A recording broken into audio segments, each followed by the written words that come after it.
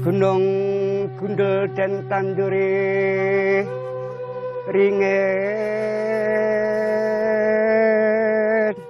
bulu. Pikiran saya itu kalau berniat tanam pohon itu ingin membantu masyarakat ya dari air. Tujuane rakyat jadi mulyane.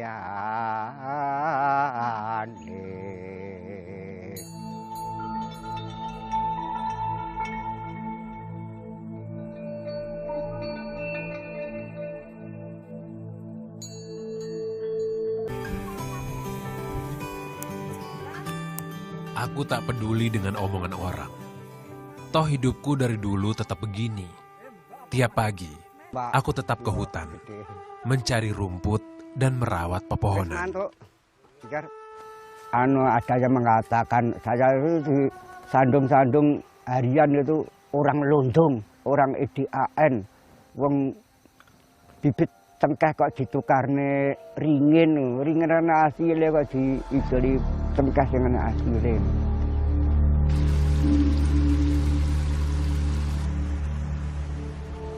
Kadang tak hanya komentar, tanamanku juga dicabut, dipatahkan rantingnya, atau ditebang.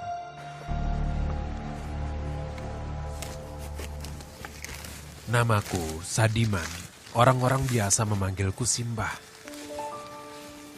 Usiaku cukup senja memang, 64 tahun.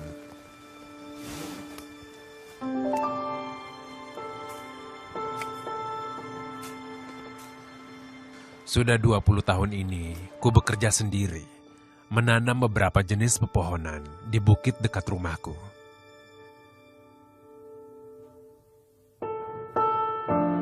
Banyak orang yang tidak senang kok. Wah, kalau diletakkan situ saya jabutin gitu kok.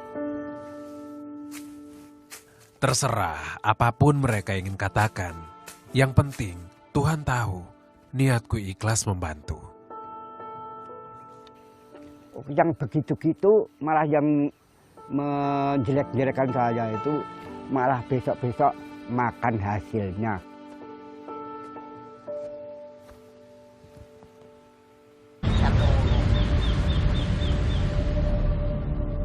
Kebakaran tahun 60-an menghanguskan hampir seluruh bukit. Pepohonan tersisa, luasnya tak sampai 50 meter persegi. Kebakaran itu kalau musim hujan itu banjir besar, banjir batu, banjir tanah, banjir kayu, dan banyak gunturan. Dan kalau musim kemarau itu tinggal sedikit, airnya itu tinggal sedikit. Debit air merosot tajam.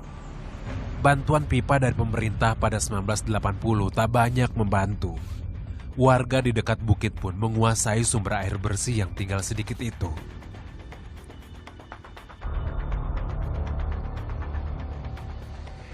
Kemarau panjang melewat di mana-mana, saya tergelintir-gelintir, saya terus punya greget. Wah, saya ini kalau tidak tanam beringin, terlalu gersang gitu. Ingin membantu masyarakat ya dari air. Kalau banyak bisa mengeluarkan air jernih dan disalur ke rumah-rumah. Jadi air minum, selain air minum, bukan buat sawah.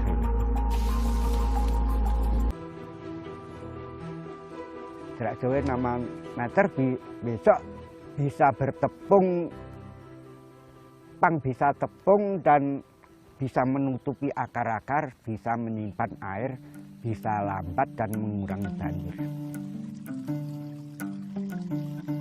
Daerah lereng sengaja kupilih untuk mencegah erosi dan agar air lebih mudah mengalir menuju perkampungan.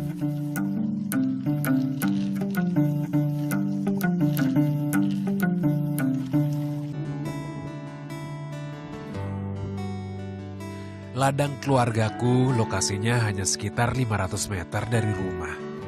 Biasanya aku menanam kol, kentang, cabai, atau padi. Kutanam bergantian agar tanah terjaga kesuburannya.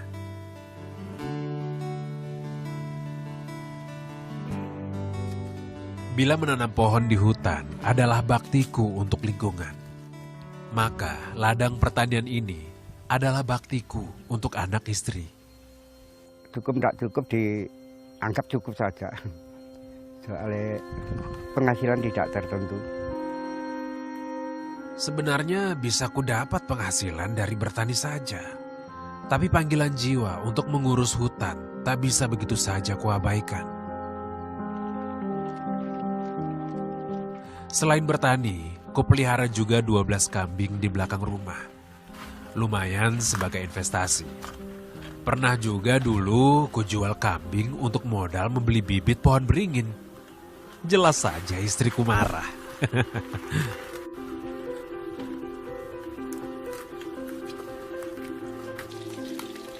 Kemarahan istriku kala itu tak hanya soal kambing. Wakiem, ia tak suka dengan kegiatanku menanam pohon di hutan. Dulu, bila tiba-tiba tak ada teh atau makanan terhidang di meja, aku maklum saja. Artinya, istriku sedang marah. Ia dan anakku, Risma, mungkin mereka gerah juga dengan omongan orang-orang tentangku.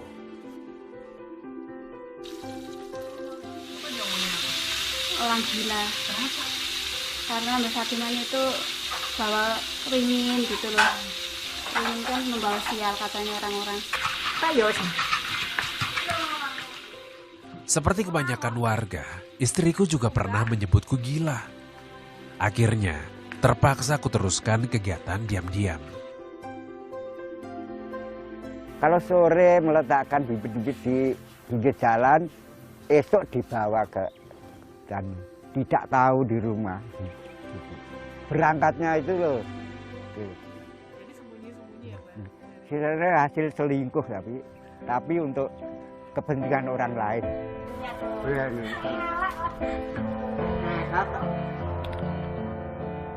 Bersyukur kini mereka mengerti.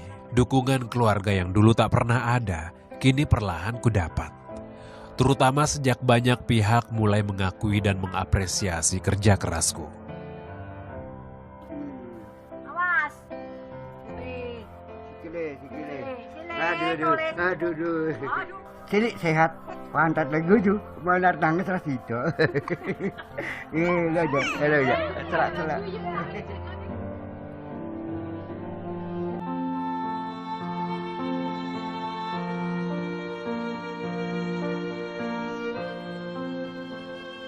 Beberapa bibit bisa dibilang sudah jadi. Tandanya siap untuk ditanam. Kali ini aku tak sendirian. Ada kawan-kawan dari Garda Hijau Bumi atau GHB. Komunitas lokal yang setahun terakhir ikut membantuku menanam pohon.